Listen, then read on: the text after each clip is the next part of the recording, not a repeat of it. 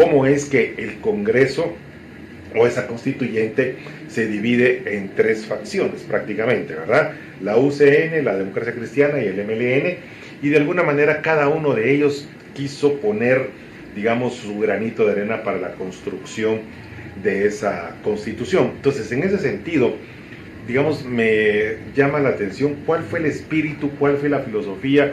Me recuerdo que en aquella época haber hablado de en función social de la tierra, en función social, fue un debate enorme, y al final, ¿qué fue lo que prevaleció? ¿Cómo se pusieron de acuerdo?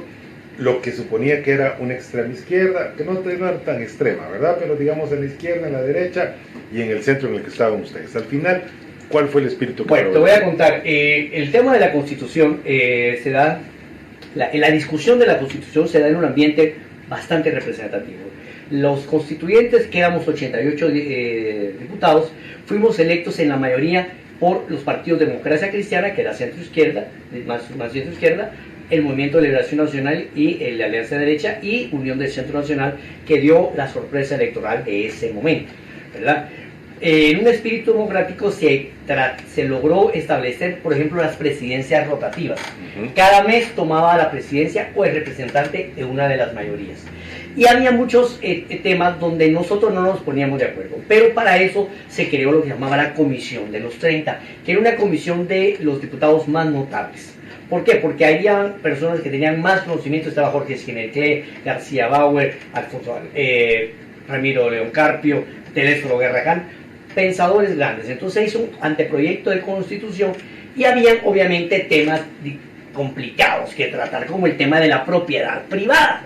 El tema de la propiedad privada era un tabú porque si le poníamos en función social, que era el tema, en función social, la propiedad privada en función social, según las gentes conservadoras, se abría la puerta a una reforma agraria y a una expropiación. Entonces, ¿qué sucedió? Nosotros estábamos conscientes de las tres fuerzas políticas de ese momento, que lo más importante de la coyuntura política era rescatar el proceso, la democracia que estaban haciendo con la Constitución. Entonces, de ahí se llegaron a acuerdos donde se permitía, por ejemplo, el tema de la expropiación, pero en ciertos temas. Entonces, se logró negociar, y esto se logró, ¿por qué?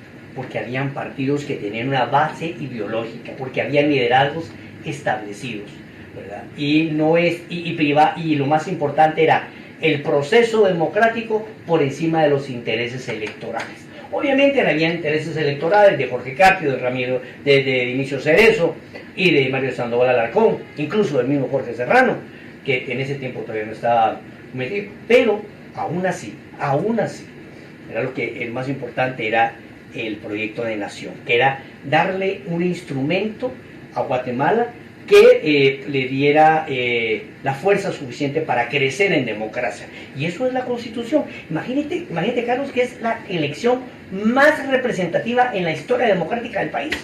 Así es. Por eso quisimos empezar